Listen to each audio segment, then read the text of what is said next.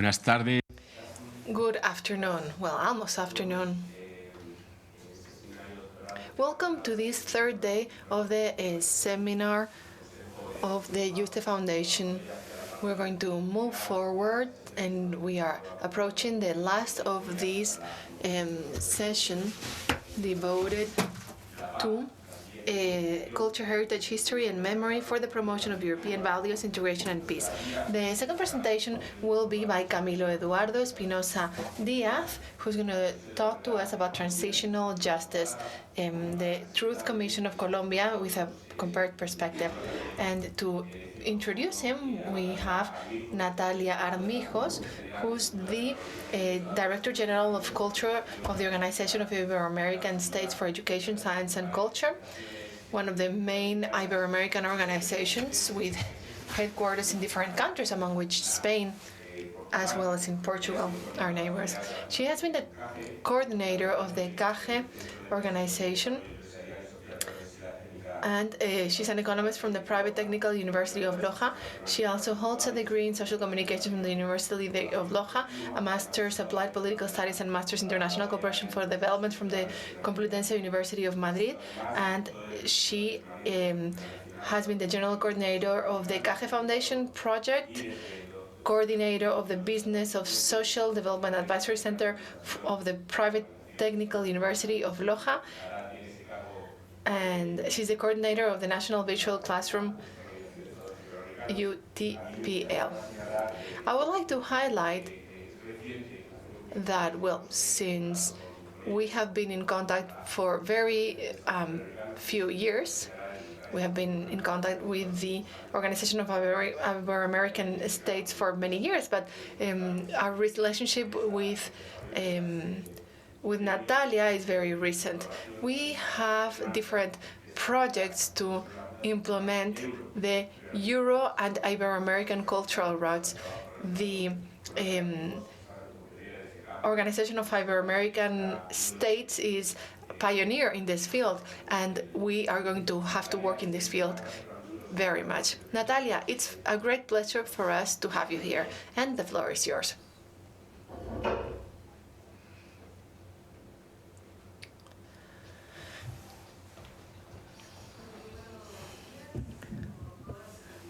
Good morning, everyone, and thank you very much, Miguel Ángel, for your kind introduction.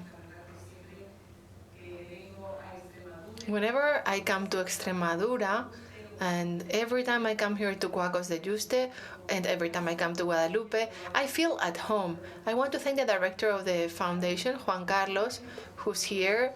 I also wish to thank the members of the Academy who have been part of the jury of this award, as well as the doctorate students.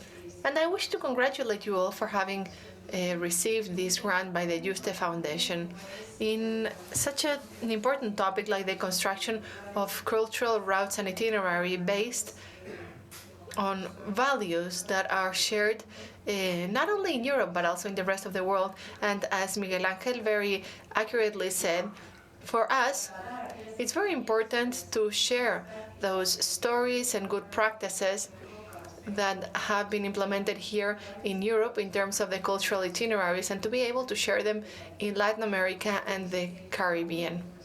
That's what we're doing, and the Yuste Foundation is a fundamental ally in this process. I want to start. I'm going to introduce Camilo Eduardo Espinosa DÍAZ, who's going to present his work. He has received this award with his work. This topic is very dear to my heart. I'm not a legal expert, but I'm really close to this topic, this road to peace of Colombia, that Colombia has been searching for many years, because I'm from Ecuador. Camilo Eduardo Espinosa DÍAZ. He's from Colombia. He lives in Salamanca right now, and his work is connected to the contribution of Colombia to transitional justice, a compared perspective. It's a very challenging topic, I must say this. It's a very risky topic. It's complicated to address this topic in this sphere, and it's risky to connect it to this topic, culture, heritage, history, and memory for the promotion of European values, integration, and peace. Camilo is trying, based on the experience and the study that he has carried out, and he's searching different sources, secondary sources, and articles. He's been working on the post-conflict peace construction to be able to talk about what the European contribution was to the peace construction in Colombia. The armed conflict that Colombia has lived or is still living, it's a 6-decade conflict that affected the whole country of Colombia. It's a conflict that affected institutions, and that throughout the years became ever more so complex, and it became increasingly aggravated by the ever-lasting presence of drug dealing in Colombia. There have been over 450,000 deaths, thousands of displaced and disappeared people. Most of the victims are civil society members, and many of them are from the province of Antioquia. So a whole peace-building process starting in 2005, the Truth Commission was created. The Truth Commission is a space that was very much supported by the international community, sorry. It's one of the very few topics that made Russia and the US agree, as well as all the countries that are part of the Security Council. Everyone supported the Truth Commission. In Latin America, we have been very much concerned with this situation. We have been really sad about it. All these facts bear witness to the depth of the crisis experienced by Colombia in these years. For all these reasons, I think that the work that Camilo is going to present to us is a great challenge. He's going to try to answer two questions with his research. The first one is, what have been Europe's contributions to the trajectory and praxis of transitional justice? And when it comes to Colombia, what differences and similarities there are with the Truth Commission and the 11 devices that were involved in the elimination of political violence in Latin America. As I was saying, this research is based on primary sources gathered by Camilo,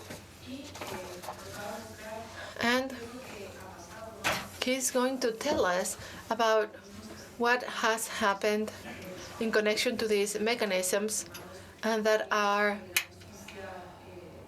connected to this concept of transitional justice. He goes over all conflicts, starting from Second World War and then Nuremberg trials in Germany and the Japan trials that lay the grounds for the concept of transitional justice. This is a concept, and it's also a process. And Camilo's position is really interesting. After witnessing all the different cases and situations, and after analyzing the situation of the different countries in conflict, he says that he positions himself based on the fact that transitional justice is ever-changing, it's constantly evolving. There's no single recipe that can be adopted by countries that have been in conflict. Contrary to this, transitional justice is a process that evolves.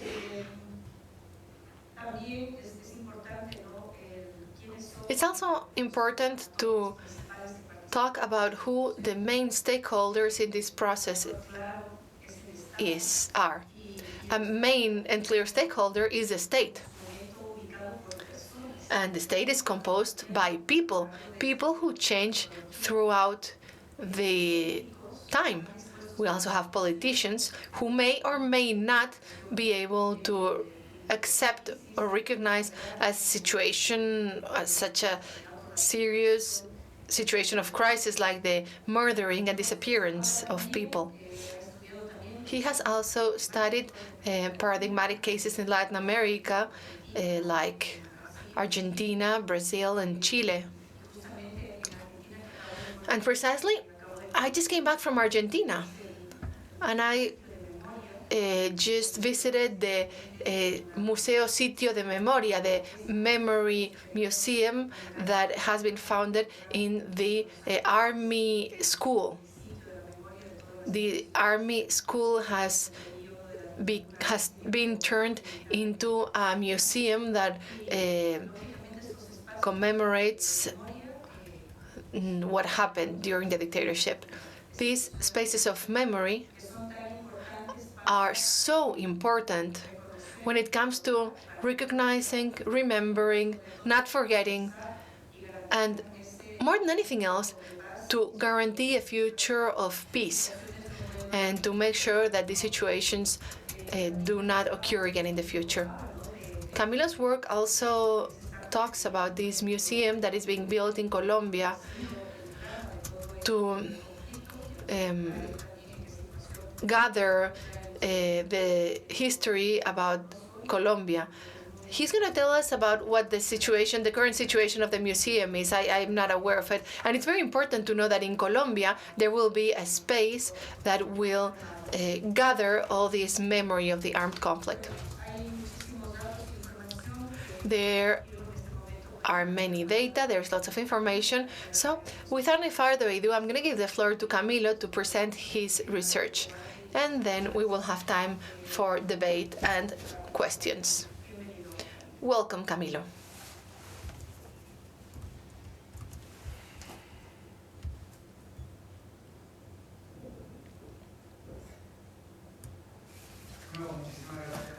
Thank you very much, Dr. Armijos, for your introduction.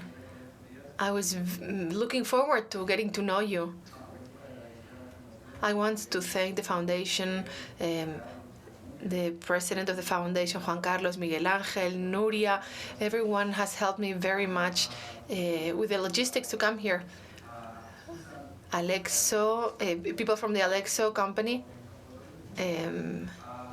I want to also thank interpreters, people from the hotel, people from the general services. We're very grateful for all the attentions that we have received. I want to congratulate the experts committee. All of us are very honored by your comments that will for sure improve our work. And lastly, it has been a pleasure to share this experience with all of you. And I hope that we will keep in touch, all of us, and hopefully we will get together again in other occasions. Before starting, I want to talk about my personal and professional experience that is utterly connected to my academic work.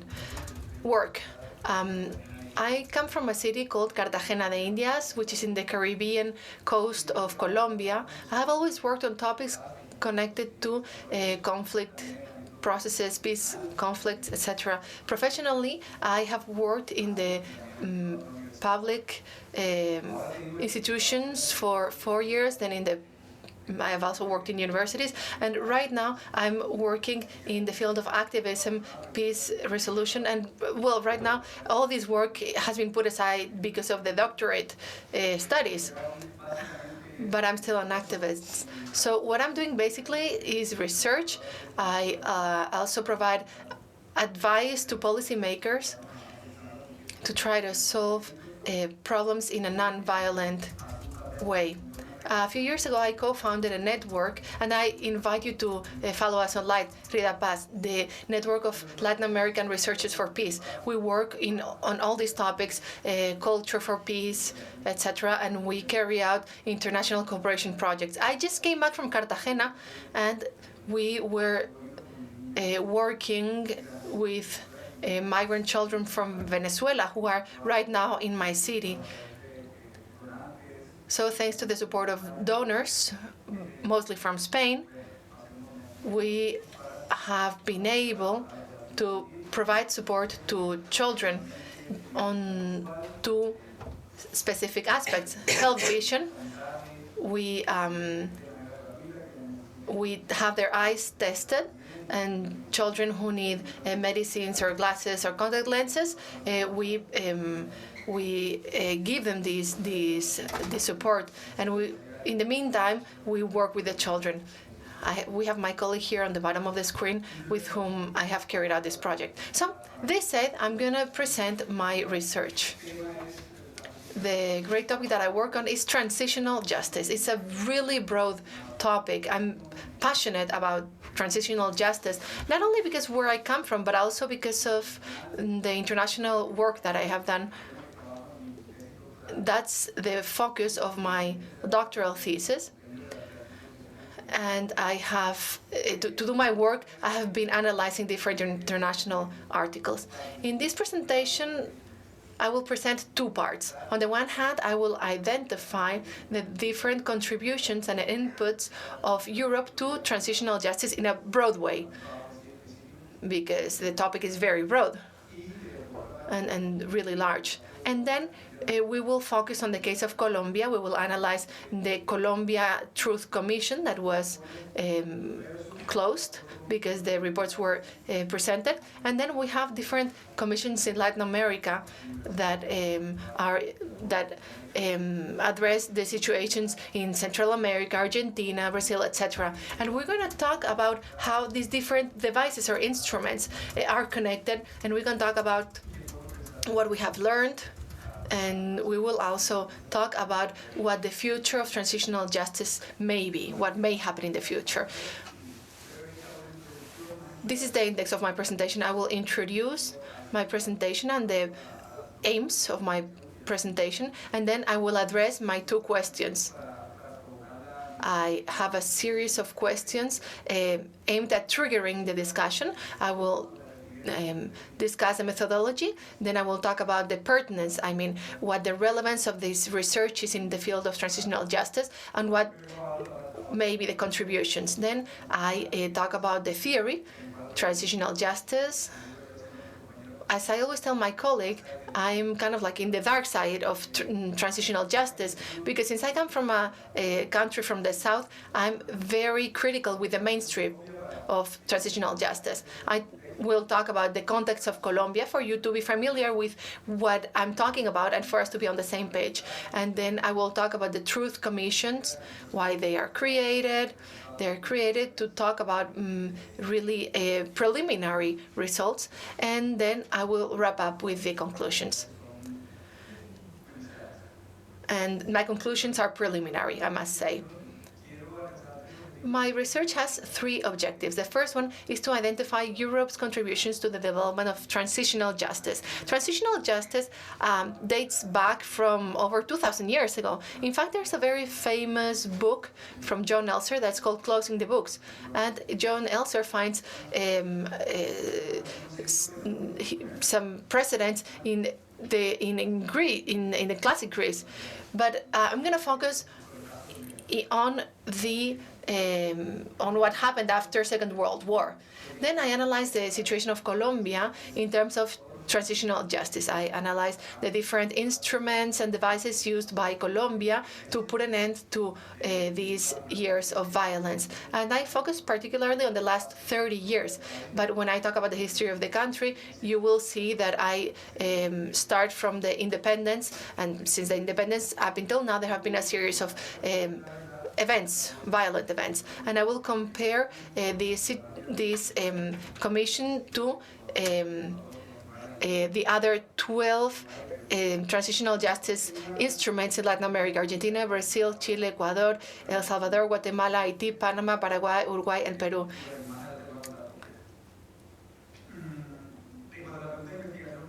In terms of my questions and my approach, the first question is, what have been Europe's contributions in theory and in the practice to transitional justice, particularly in the case of Colombia? I would like to analyze the similarities and differences between the Truth Commissions and the 12 devices or instruments that have been implemented in Latin America since the 60s up until our days. So the point of departure is to talk about Europe and European values that have been discussed here in the framework of these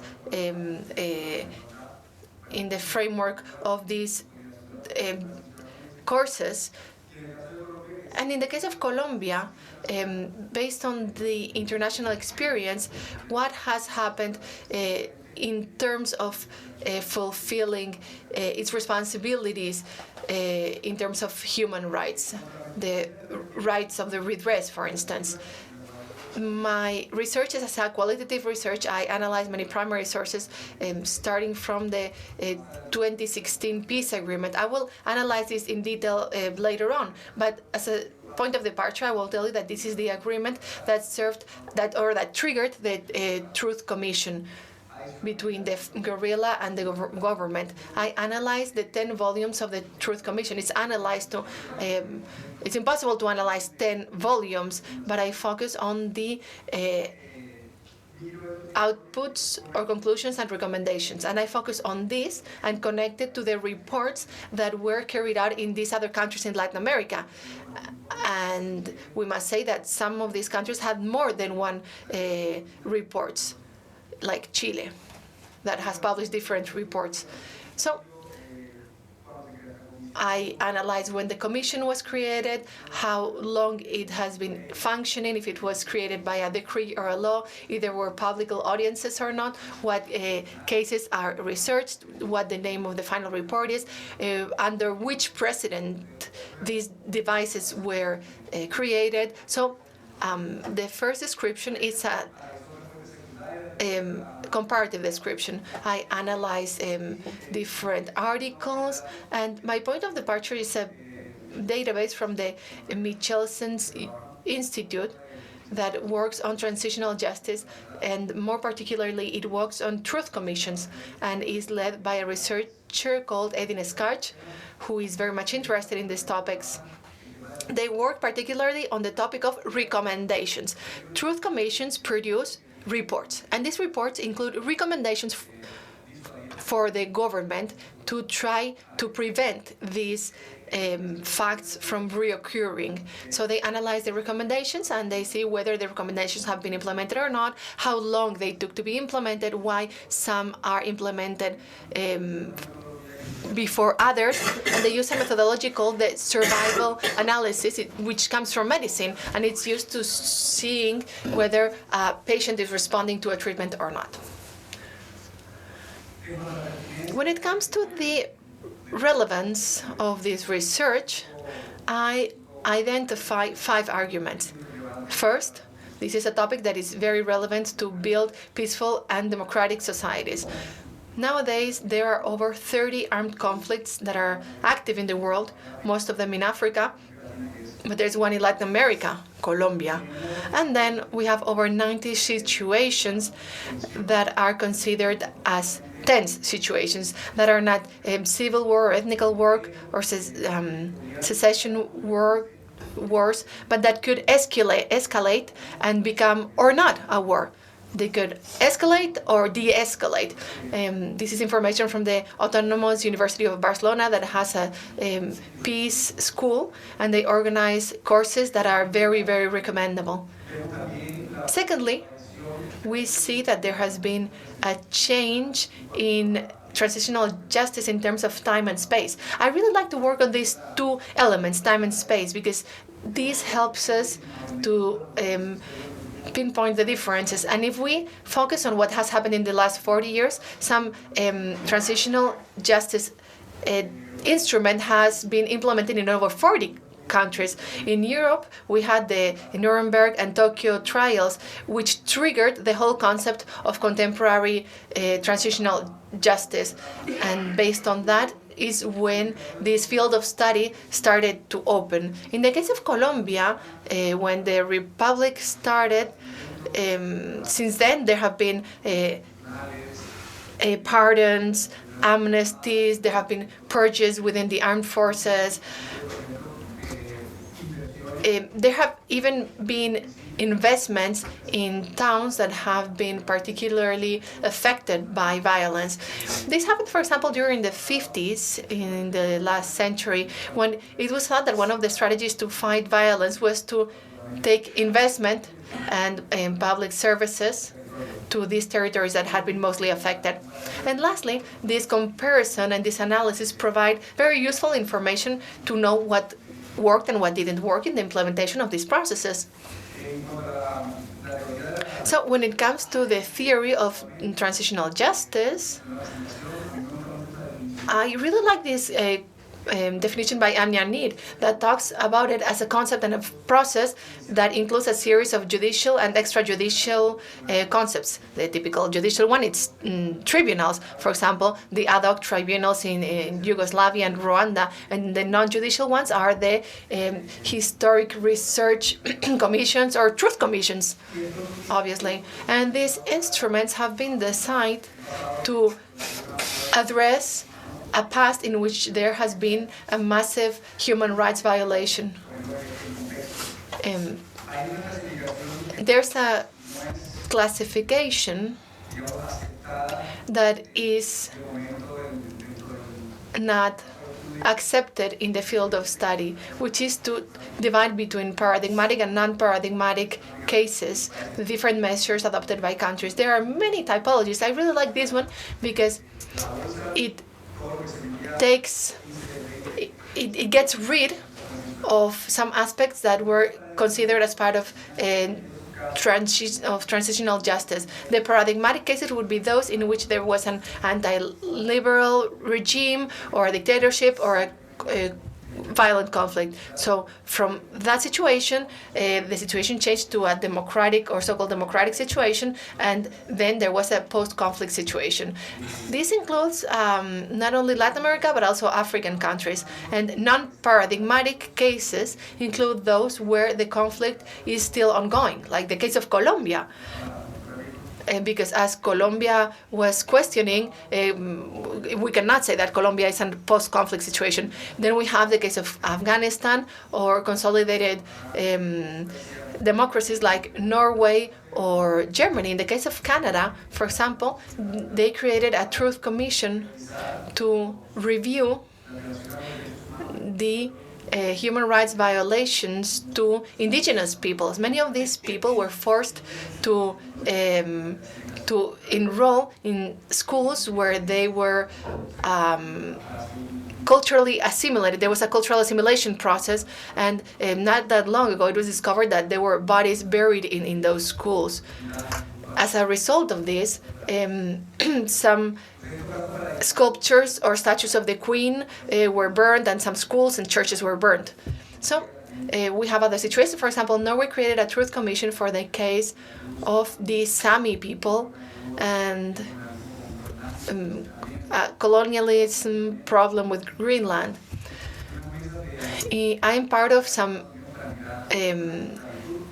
groups of research that were created to review the slavery history and to assess potential redress measures. Transitional justice aims at analyzing what happened in the past and to have accountability to prevent these situations in the future.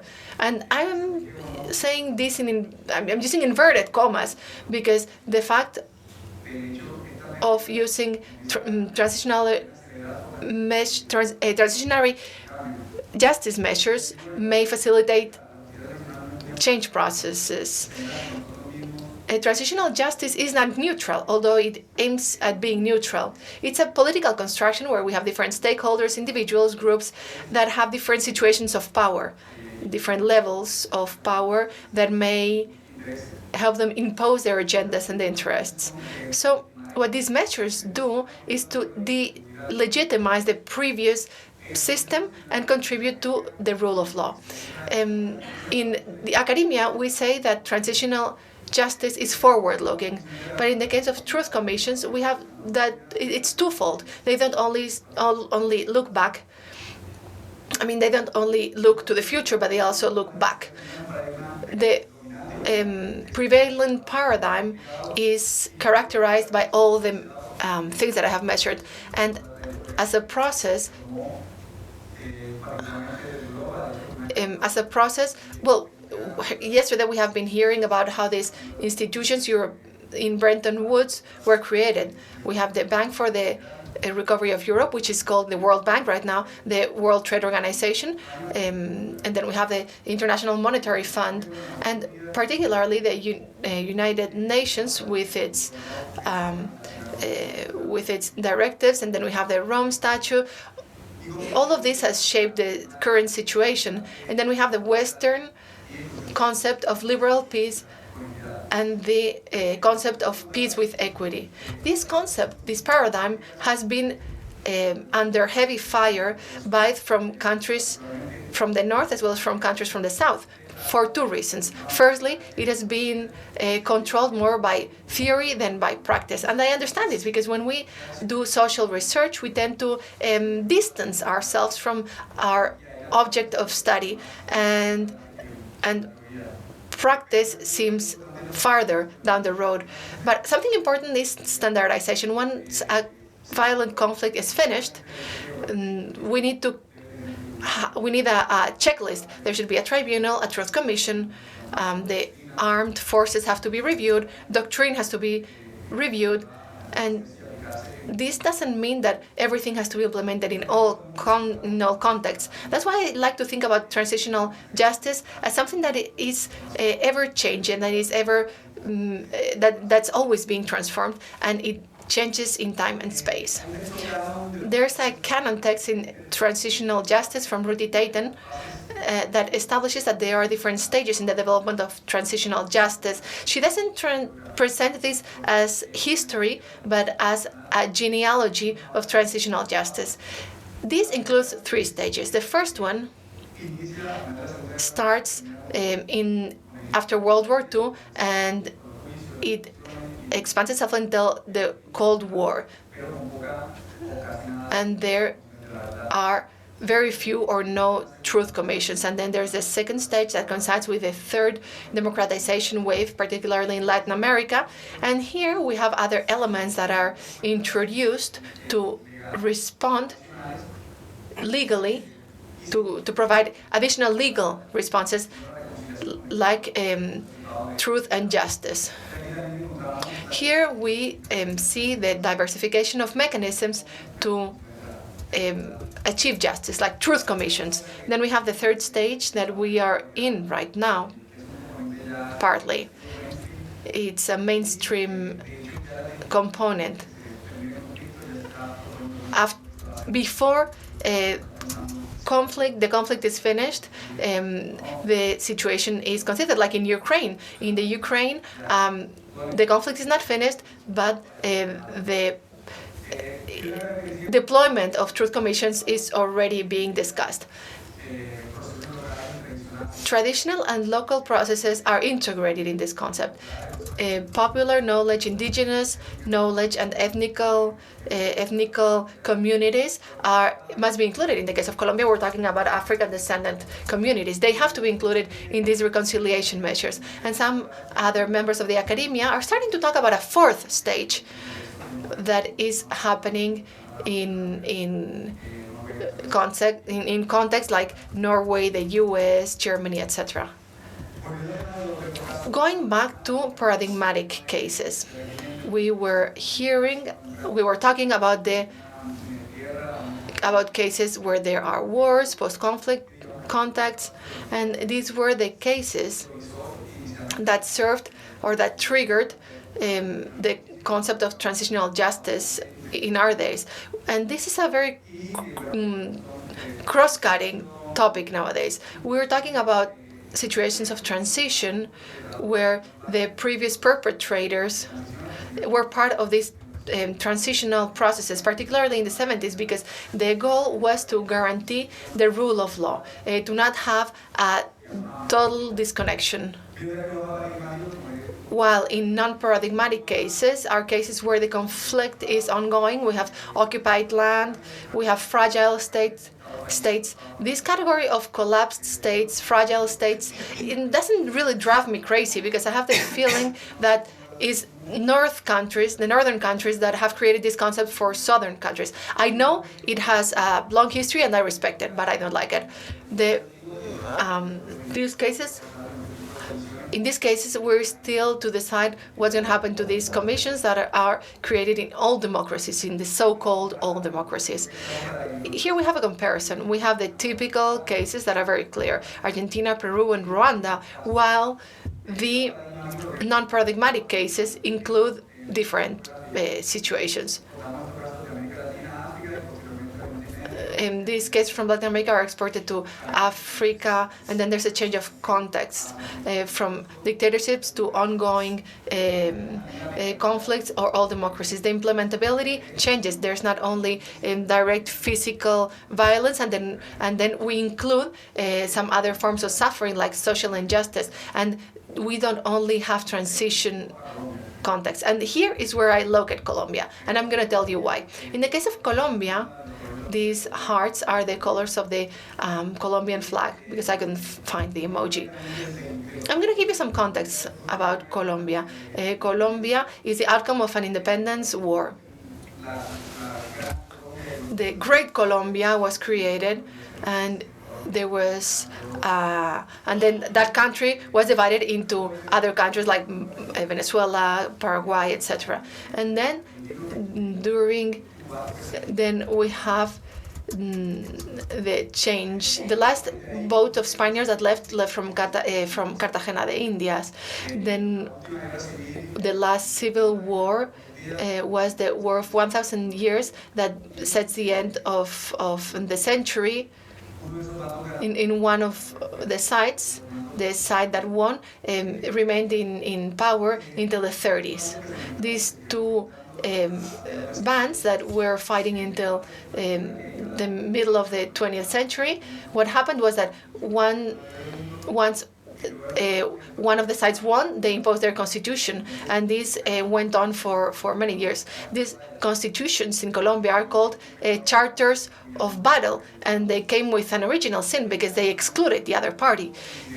Colombia had conflicts with Colombia and with Peru, and it participated in the Korea War, but that was in the middle of the 20th century. So this winning side was in power until 1930, and to be there, they had to make concessions to the losers. So the side that lost the last war went into power, and at the middle of the 20th century, there was this two-sided violence that started with a brief dictatorship.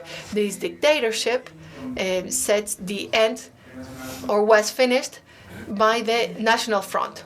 The two agreements to sign the two things that were signed were, one of the documents was the Benidorm Agreement. They were signed here in Spain.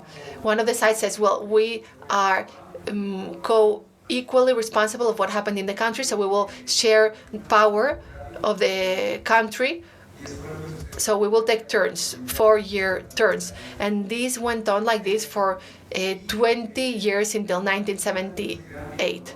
In the 60s in Colombia is when the first guerrillas appeared. The first generation guerrillas like FARC, ELN, and EPL. The FARC are the ones that signed the last agreement, and the ELN are the ones that are trying to join the dialogue right now. So Colombia joins these guerrilla movements that started in Cuba and that dates back to China. So in that situation of rebels, in those years, we had what happened in Chile with Salvador Allende and the Sandinistas in Nicaragua. In the meantime, there were second-generation guerrillas that were more urban, like the M19, the Quintilame, and something joins or something is added to the situation, which is drug dealing. It started with marijuana, and then cocaine started being one of the products that were trafficked. Then something else appeared, which were the wrongly referred to self-defense groups. I think the Colombia process is a paradigmatic case because it's an ongoing conflict. It has been referred to as a situation of transitional justice without a transition, with something that could be referred to as a transition. And there have been pardons, amnesties, and there have been partial agreements with different armed organizations. Here we have a summary of the different agreements signed by the country with these different armed forces. I don't want to elaborate on this, but I just want to emphasize the last ones, the agreement with paramilitaries and the FARC agreement in 2016. The previous one was from 2013. We see the number of people who surrendered their weapons. We're talking about over 60,000 people that had been using weapons. We're talking about just individuals, but there were also urban commandos and supporting networks. So if you want to have more information, you can take a look at this article that compares the two processes. I wrote this together with Professor Fernando Rios from the Complutense University in Madrid. In the case of the history of transitional justice, I focus on the last years, and nobody asked me to join this discussion, but I did join this discussion. This happened a few years ago. There was this question in the academia: when can we talk about transitional justice in Colombia? Somebody suggested that since 2005, with the paramilitary process, is when we can talk about transitional justice. And the basis was that there should be a political and a legal premise to talk about this concept. In the case of paramilitaries, this premise is met.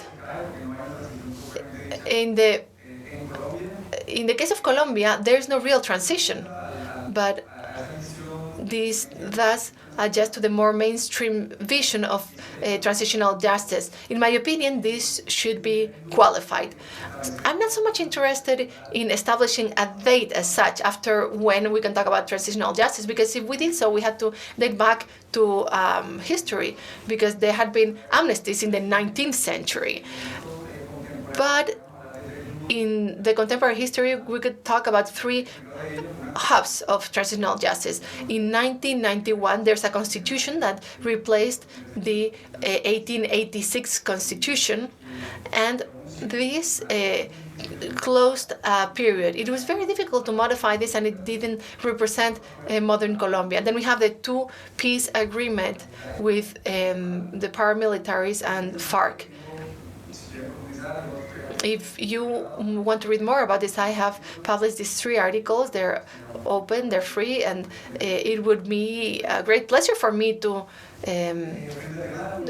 read your opinions or to know about your opinions about my articles. When it comes to truth commissions, they are research entities without any procedural power that are aimed at discerning what happened and emitting recommendations. There are accountability mechanisms, and there are other elements like criminal procedures, research commissions, and all of this contributes to the dignification and recognition of victims. What are the precedents? There has been a precedent in England. The first one that was created in the world was created in Uganda in 1974 to research the crimes by Ibn Yadin. Before that, there was a research commission created in Bangladesh. It wasn't a truth commission, but a research commission.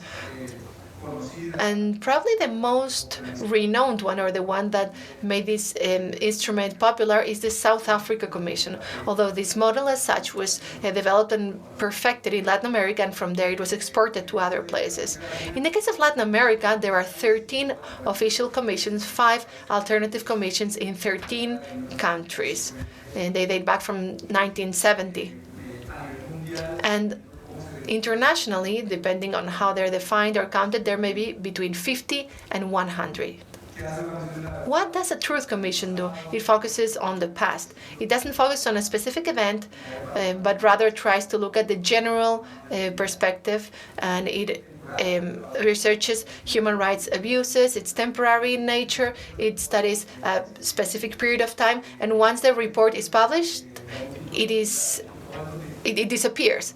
So all of these devices are state-centric, and civil society plays a role to put pressure in terms of the inputs, but the outcomes are influenced by the institutions. The Colombian Truth Commission arises from the peace agreement with the FARC. We can't read all this information, but the idea is to see what happened, to redress the rights of the victims, and to recognize the facts and to identify the stakeholders that carried out the hostilities. It's a temporary and extrajudicial device.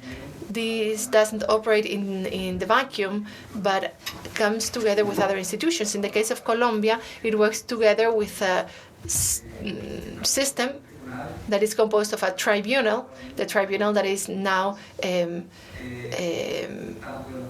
judging or prosecuting, the people responsible.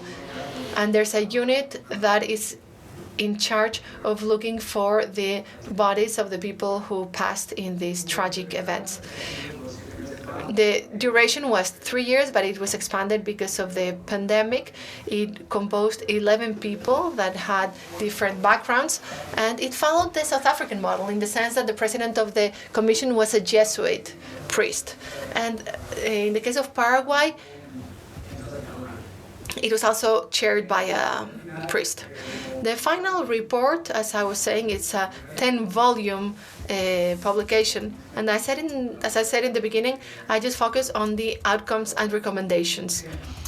The document included many topics, and I've highlighted here the LGBTI, ethnic and women's part. Colombia has people who are exiled in 23 countries, and this violence has been made invisible for many years. The work was really broad. Many people were interviewed. And something interesting is that 5 former presidents participated in a volunteer, on a volunteer basis.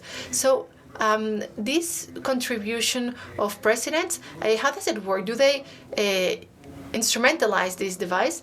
And there's a president who was very critical with what happened in the last years in the country, participated. So in terms of the outcomes,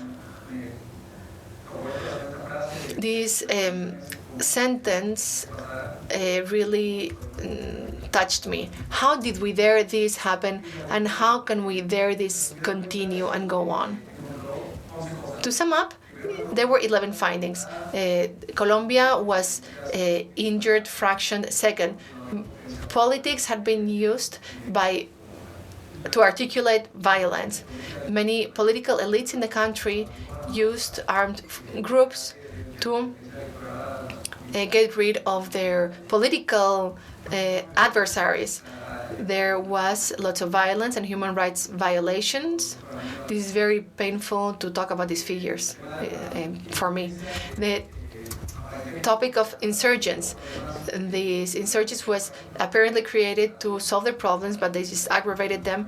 Paramilitarism and drug trafficking were added to the situation, and this further aggravated violence. There is an advice to change the security model, this idea of the internal enemy that comes from the United States and from this fight against communism and the Lasso plan.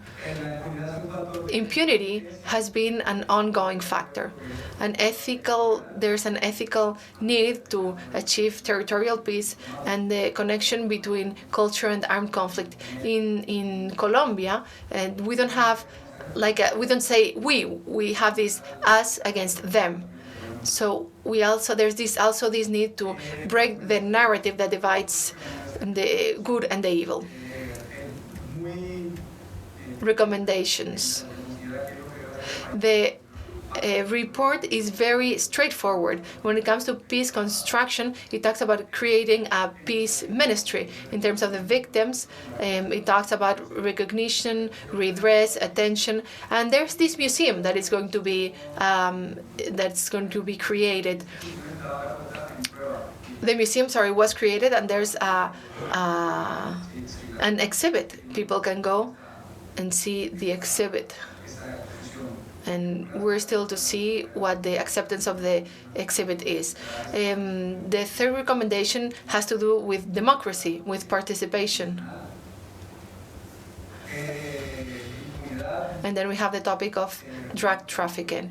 Number 5 is impunity. There's a recommendation that is to research third parties, civilian third parties. So third parties were at first eliminated from the process, like, for example, big landowners, business owners, people who may have or may not have had a responsibility. There should be a presumption of innocence, but this should be researched. Then we have security. A new vision is needed. The doctrine needs to be reviewed, territorial peace, and then we have the legacy of the Commission. In terms of the outcomes, as I said in the beginning, this is the Excel where I try to fill in the information. We have the reports from Argentina, different reports. So here I research when each of the devices was created, whether they were public audiences or not, the name of the report, when it was published, and the goal is to have a description and a descriptive comparison. And here I analyze the 12 countries in Latin America. What we see here is that these 12 reports, these 12 devices published over 15 reports. In some countries, more than one report was published. Some of these reports have not been disseminated broadly in each of the territories. And what we see here is that there's a really basic classification of the dictatorship cases, like Brazil, Argentina, Chile, Paraguay, Haiti. We have the civil wars in dictatorships in Argentina, Brazil, Chile, Panama, Paraguay, Uruguay, Haiti, civil wars in El Salvador and Guatemala. In Colombia, each of the guerrillas negotiated independently, whereas in El Salvador, all the guerrillas joined. And then we have armed conflicts like Peru and Colombia, and there's like a gray part, which is Ecuador. It's hard to categorize this because during Rafael Correa's government in 2007, this commission was created, and from 2004 and to 2008, that's a period of research. It's aimed at researching the Fabres Correro period, but I have a hard time pinpointing how to categorize the situation of Ecuador. Going back to this classification of paradigmatic versus non-paradigmatic cases, most of the ones here are paradigmatic, exceptuating Colombia. And I'm still trying to figure out how to categorize Ecuador. In the case of Colombia, Salvador, and Guatemala, these commissions arise from an agreement between the different parties, whereas in some other cases they come from a real decree. To close, I want to say that all these initiatives are state initiatives that come from very diverse contexts. Some are dictatorships and some are armed conflicts. Colombia is an ongoing conflict we are witnessing other violent situations. But it's important in the case of Colombia to take into account that other types of violence are coming to place. For example, environmental crimes. In the Truth Commission, it has been studied how pollution in a river can affect the food or access to water of many communities. In the case of the Truth Commission, this Truth Commission is one more of all the different initiatives to achieve peace in the country. And an important part is the participation of civil society and institutional stakeholders. In this case, presidents have taken part in the Truth Commissions. So I'm going to leave it here, and I'm at your disposal should you have any questions. Thank you very much.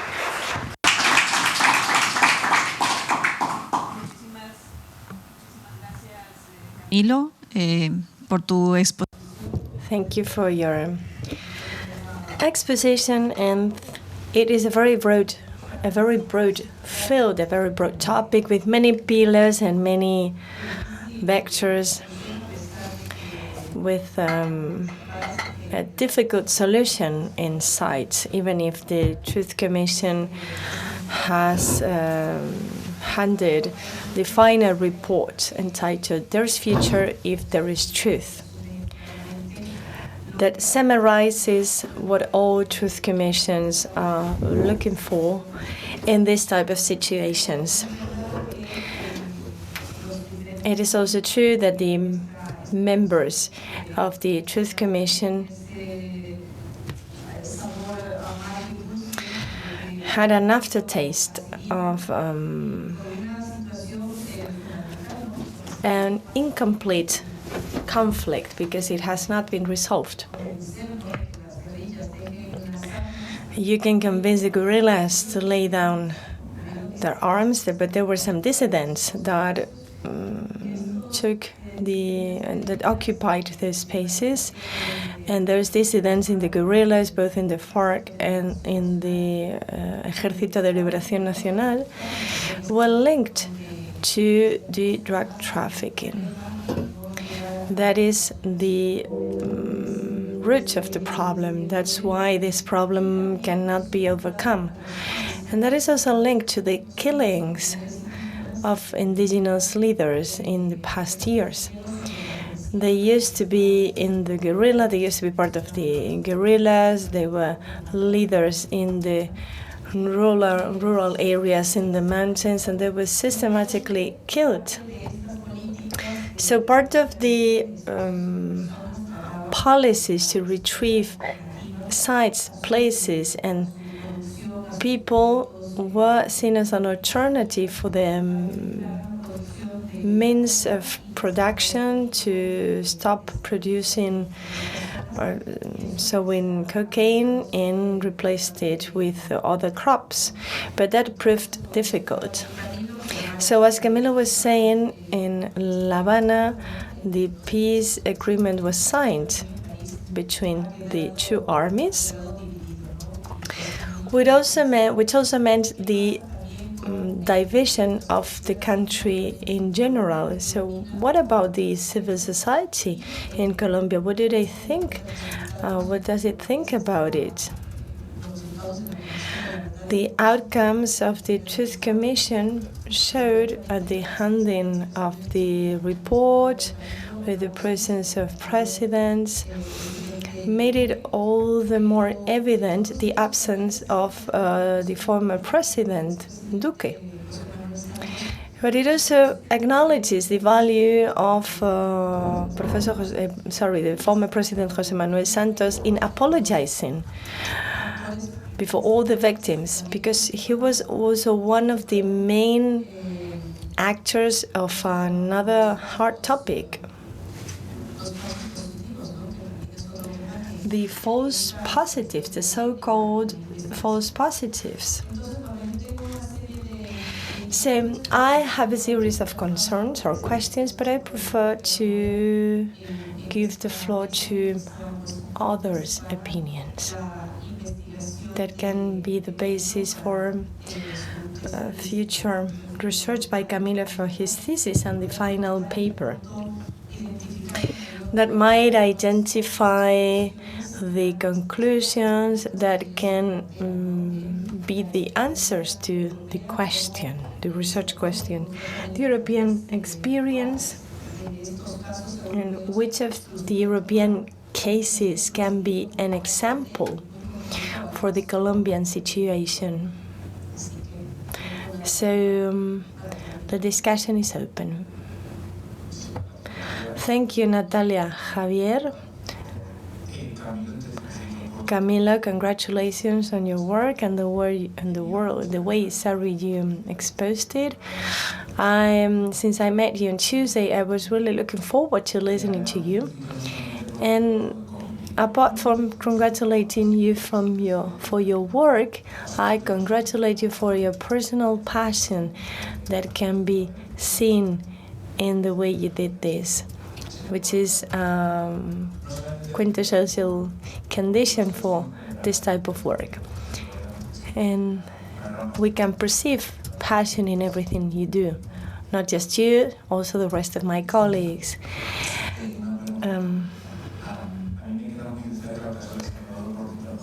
That said, I feel familiar with the case of El Salvador because I did some cooperation agreements there, and you mentioned the importance of time and place in one of the first slides. So my question is regarding the civil war between the 1980 and 1991. Do you think that the Frente Farabundo Martí had a specific and strong presence? He led the country between 2009 and 2019, because now the political party is a result of that front. But given the pacification process, the peace-building process in Salvador, do you think that Frente Farabundo Martí was able to aggregate, to consolidate all those voters because of that, unlike the case of FARC in Colombia? And a second question for you maybe is the similarities with Sendero Luminoso in Peru. You want to reply now, or you want to listen to my questions first? I want to reply now. Thank you. Well, in the case of El Salvador, it is interesting to look at it from the Colombian perspective, because if you look at the transitional processes, the transitional justice processes, you have to give an incentive to an armed group for them to stop fighting. And that is true for all the third parties and the government stakeholders, everyone involved in a war. You need to give them an incentive and a promise to take part in the democratic game. So in El Salvador, El Frente became very strong and had an incredible amount of power. And the difference with the other party, with the second party, the second in the ranking was only 50,000 votes in the election. So the agreement in the case of the FARC guaranteed them a presence in both chambers for 8 years, in the Senate and in the Parliament. And that will be a problem, because no political parties will want to accept the burden of accepting FARC as a political party, because they cannot understand how it's going to disappear if they are in the parliament, which is a pity. So that shows the differences in space and time. In El Salvador, there is a participation and access of those people to some important positions in the government, which is not the case in Colombia. In the case of Peru, Sendero Luminoso, I wasn't sure about the case of Peru, because there are some remains of the of Sendero Luminoso in some peripheral regions. But it is frozen. It's a low-intensity conflict now. It's like in Korea. In the case of Sendero Luminoso, after the process, after arresting Ismael Guzman, that was it. Teresa Freixas. I liked it very much. It is quite familiar for me because I've led a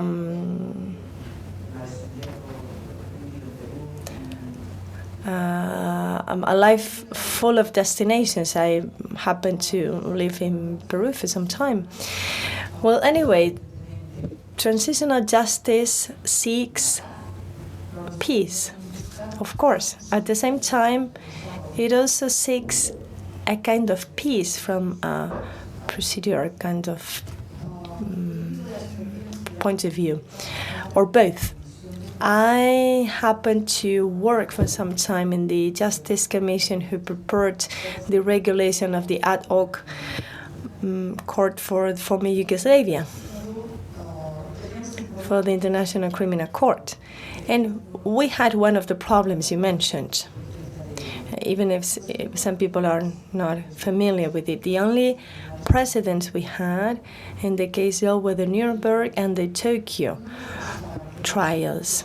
We didn't like at all the regulations or the procedures of those courts, because if we analyzed what happened in those trials in the light of the Ibero-American Court of Human Rights or other human rights courts, some dispositions were breached for many reasons. So we decided to create a new regulation in order to sustain the judgments with all guarantees, so that we could never be attacked, or to avoid or to prevent anyone from saying that we were taking part in political trials. These were not political trials. So we needed to guarantee all the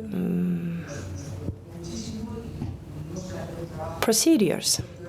That was a very serious work because we needed to provide with those new courts with enough guarantees. That meant for us that we needed to reduce the number of staff. Not the number of staff, the number of people that are processed, that are prosecuted, because, of course, we lost some evidence. But retrospectively, and after talking to people who used to work there in those courts, we thought it would be an important contribution to think that even the worst criminals had some rights, the right to defense to start with.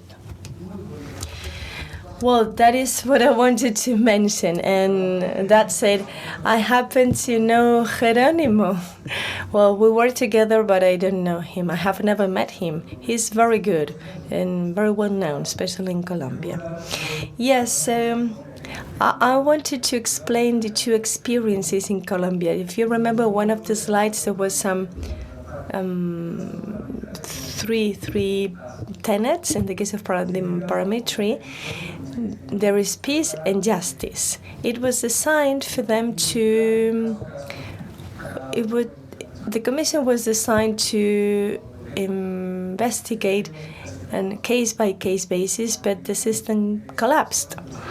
More than 30,000 people. So the trials are still ongoing. So that was a lesson learned for the case of the FARC now. Now the court is not prosecuting them one by one. They have class actions micro-violence cases for women, children, political persecution.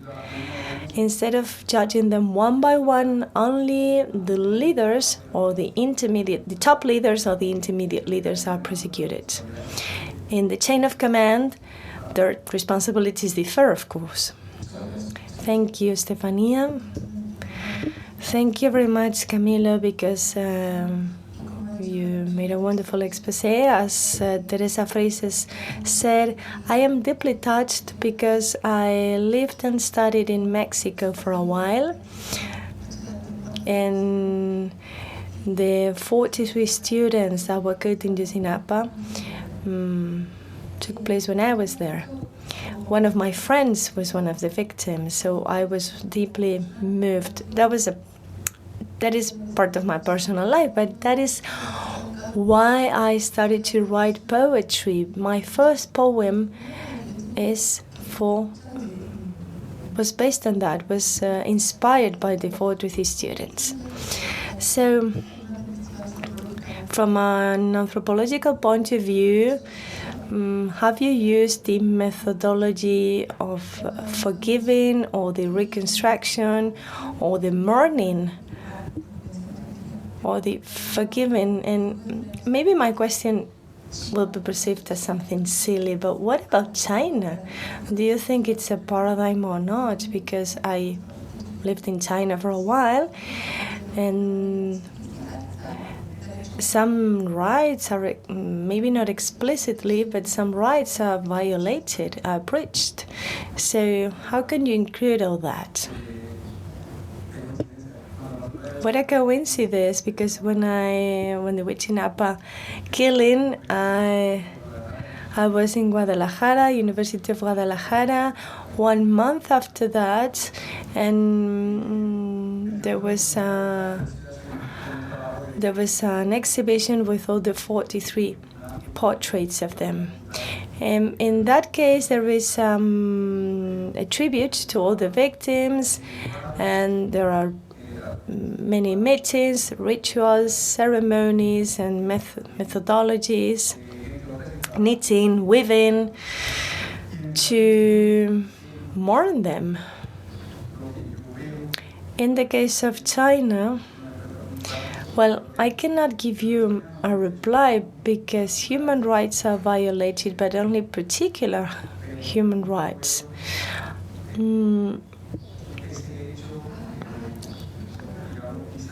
I wouldn't say it as I wouldn't say it's a hinge fact or a hinge action, as we could say for Latin America or Africa. Maybe in the future there will be a truth commission to investigate specific actions. For example, I'm thinking about ethnic minorities, or if the pressure of the international community intensifies. Otherwise, it's not feasible because China will not sign any agreements for the protection of international or human rights. So I think it will be complicated. Professor Baigorri.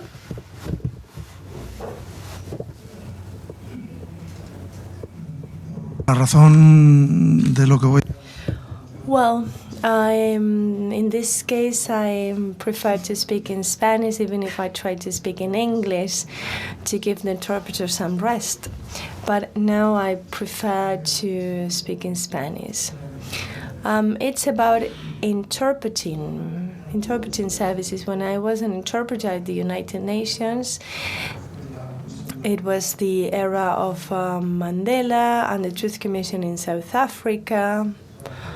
And I had to interpret for Judge Goldstone in some of his appearances, and I had to take part in all the preparatory meetings for the creation of the International Criminal Court.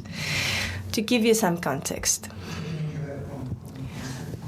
that has to do with this type of work. In the Truth Commission, and I will talk about linguistics now, in the Truth Commission, we had to organize appearances for people who wouldn't talk English or Afrikaans in South Africa. So after that, the South African Parliament started to include more languages, and now it has 11 African languages, native languages, so to say, aside from English and Afrikaans, which is a kind of Dutch. So I wonder whether that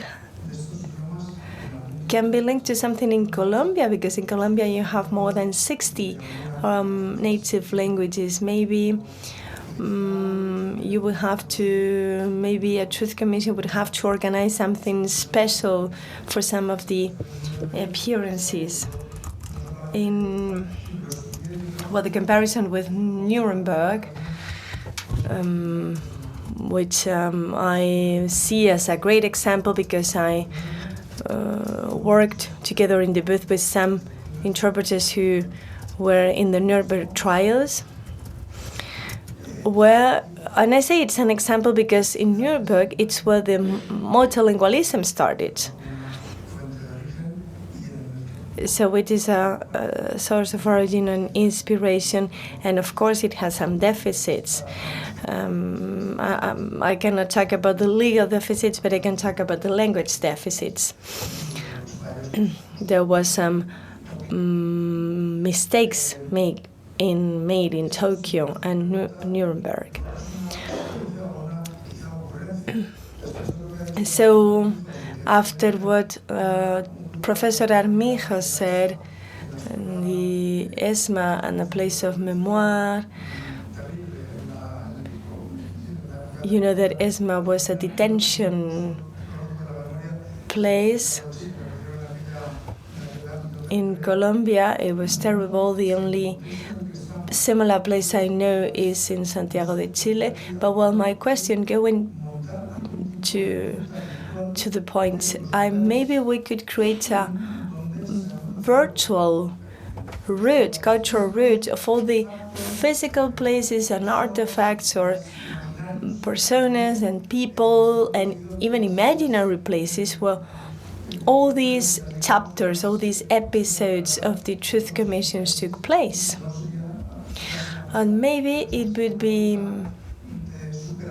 interesting because it would be like an atonement route, or to overcome the shame, or whatever you want to call it. Maybe it will be an opportunity to shed some light on that. Thank you. Thank you. So for the first question, languages, in the Truth Commission there were 11 members, and one of them was a person in charge of all the indigenous peoples and the work of the Truth Commission there. And of course, they needed to speak both languages or use interpreters if they so needed.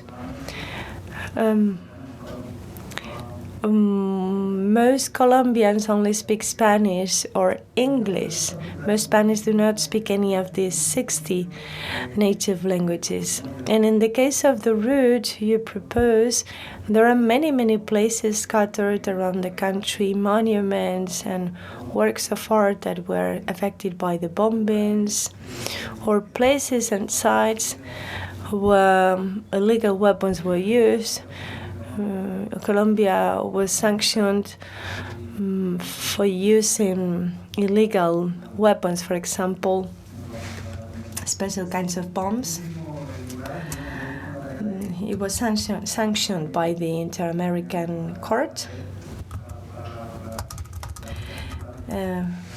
for the use of cluster bombs. But thank you anyway. I think it's a good idea. Thank you, Camilo. We still have some time. So I will make a comment myself and also a question. Regarding this topic, and since we have Natalia, who's working on this project on the creation of the Ibero-American routes, also proposed by Professor Baigorri. In Spain, we have some of those routes of memoir, for example, the totalitarianism route here in Europe. with a broader meaning, a broader sense. It goes beyond the fields of culture. It encompasses me more. And I think it's important for the peace processes to settle on the long term when it comes to remembering our past so as not to repeat it. I look at the title of your intervention, the contribution of Europe to the development of transitional justice processes. There are many stakeholders involved in this type of processes, and I wonder if you had the chance to inquire about the perception of this specific case in other countries.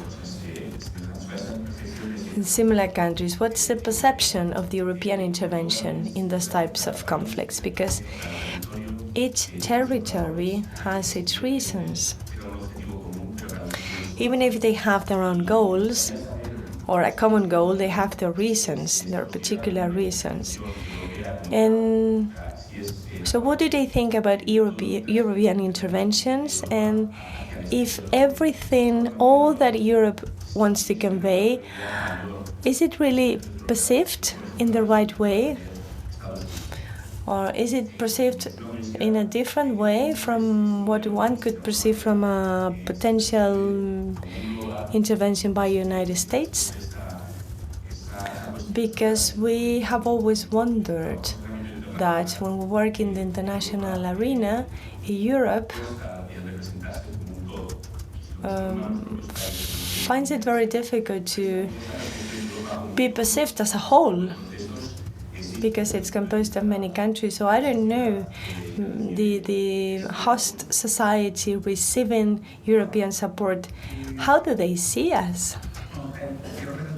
Well, I want to highlight that there are two brilliant works by Vanessa and Isabel, who worked on Colombia and the contributions of the European Union in the case of Colombia. They happen to be Yuste alumni. I think the perception is quite low or bad because it is not perceived in the territory, even if Europe was instrumental in the support and the organization of the support, funding, donors, etc. Not just Europe, other countries have contributed. For example, in training and with money, even the OEA.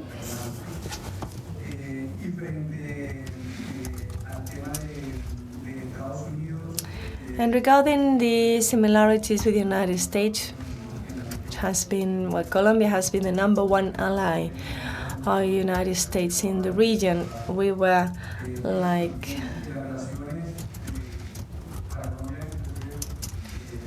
the informers of the United States in Latin America. So it is as important as the European Union. And we always have American diplomats in these processes. Either they ask to come or we ask them to come. So I give back the floor to Natalia. Thank you very much, Miguel Ángel. Thank you, Camilo, and everyone who contributed with their questions and answers and remarks. I find it very interesting. It is true that America and Colombia have very tight relationships. I think the Americans have at least 8 military bases to control drug trafficking activities, etc. But in spite of the presence of the United States in Colombia, drug trafficking is full-fledged. So it is important to keep on inquiring about the role of the United States.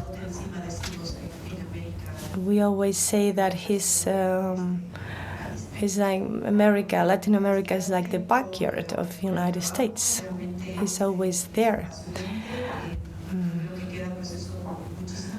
with their feet on us, but still a lot of work needed. We need more professionals working on justice and other fields, other subject matters to contribute for the peacemaking process. In the case of Colombia and other countries in Latin America, we compare ourselves with Europe. We're still in the process of building and strengthening the democracy and our institutions, and we're still in the process. It's ongoing. It's a pity. It's a shame. We are very fragile governments. The executive, the judiciary are too dependent on the incumbent. And depending on the president, the incumbent president, the truth commissions are accepted or not. So sometimes they the truth commissions praise the work of the government, everything is easier. But if we criticize the work of the government, they don't like it, and then they start criticizing us, or they start persecuting us. Many members of truth commissions have been prosecuted and had to leave the country, and they had to flee and seek refuge. They had to exile because they couldn't work. So we need to build our democracy. We need to reinforce and strengthen our institutions so that we can have governments and safe countries where we can have employment possibilities, a certain guarantee of human rights for housing, education, access to fundamental services, security. And I think, I hope that if we work together on those variables, we can create an effective transitional justice that can be a guarantee for a democratic future in a peaceful situation, in peace. And I want to close the loop because since Nicolas is working on that, Ecuador had a guerrilla and some turmoil in the 80s, but the government of León Febres Cordero, a Christian Democrat, right-wing government, started massacring all the leaders of the guerrillas and the revolutionary forces. There's a book by Nicolas Buckley, a young researcher. He's Anglo-Spanish, and he has been working on Faro Vive Carajo. And there's also a sad story, the disappearance of the Restrepo brothers, two siblings, 14 and 17, that were arrested by the police in Quito. Restrepo was a Colombian family. There was 3 siblings, and only the youngest sister, who is a film director, is still living. And they disappeared, and the corpses have never been found. They were minors, and they were arrested and killed by police.